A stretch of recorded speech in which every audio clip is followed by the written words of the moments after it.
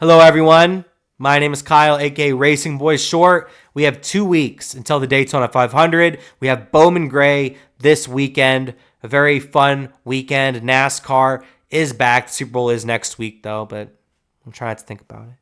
But today we're going over another race team here in the Cup Series. This team, it's pretty much a shell of itself. You could say it's gone back to what it was pretty much 15, 20 years ago, and that is HAAS.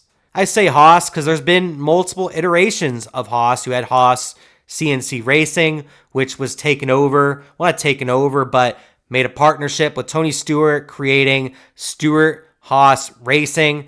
Tony Stewart has now gotten out of the sport of NASCAR, and Stewart HAAS Racing has sold a bunch of their charters, all of them except for one, and has changed their team name from Stewart HAAS Racing to the HAAS Factory Team. I was a little surprised on the number they decided to keep with, and that was the 41. I was expecting them to maybe move to the 00 or maybe just the 0, knowing the history of this race team. But it's also not a very big surprise to see the driver racing for the HAAS Factory Team, and that is former Xfinity Series champion Cole Custer.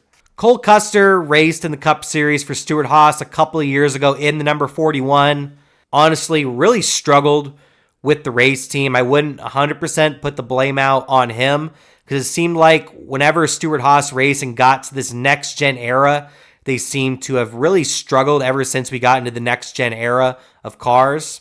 And Stewart HAAS, they just struggled. And the moment Custer got there, they were already struggling before they even got to the next-gen era. It was just a very difficult time for the race team. They were just really struggling with making these different adaptations, and there could have been potential drama within the team.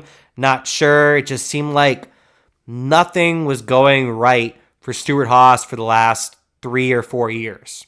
Eventually, he got replaced by Ryan Preece, going back to the Xfinity Series, staying with HAAS, but going to the Xfinity Series where he's had a lot of success before he went to the Cup Series the first time, and coming back to the Xfinity Series, now being a champion, the 2023 Xfinity Series champion.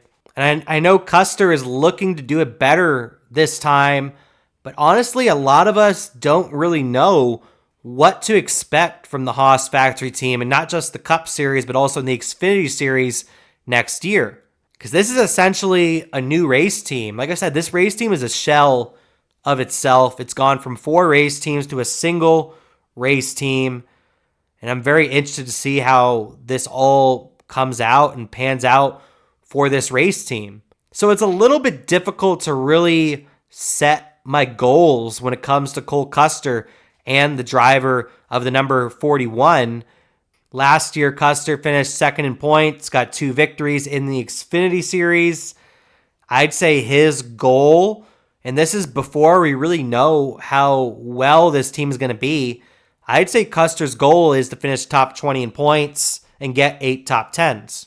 Like I said, I'd say that's, I don't know if that's, I just don't know. We don't know what we don't know. We don't know what this team is going to be in 2025.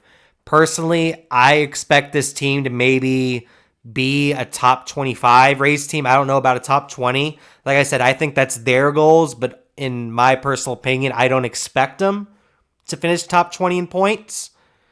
Because, like I said, it's essentially a new race team.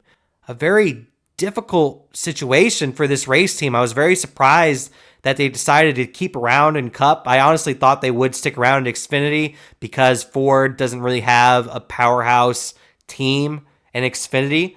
So Stewart HAAS or the HAAS Factory Team could be that team. I was very surprised that they actually kept one charter and they're going to keep on going.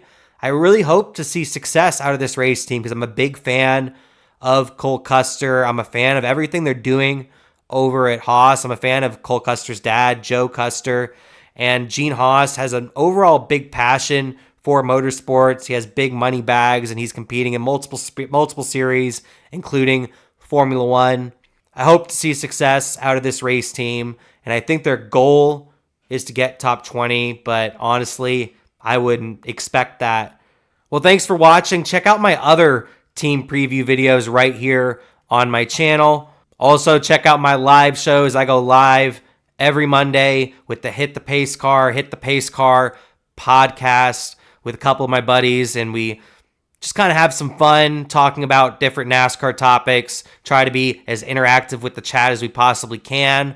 Might have to wait in between topics if we're in the middle of a conversation, but it's a lot of fun. We had the first episode last week, and that came out great. And then also on Sunday, every Sunday, we'll have the Car on the Hauler post-race show after the race, starting with Bowman Gray. That will be a lot of fun. And then starting the week of the Daytona 500 on Thursday, right before the duels, I will be going live with Weekly Rundown Live, where I'll be going over a couple of news topics. It'll be a solo mission on that one, and I'll be talking with the chat, prepping, previewing the Daytona 500.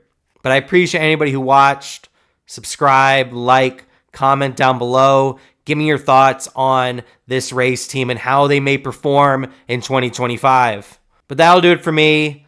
Thanks for watching. My name is Kyle, aka Racing Boy Short, saying peace.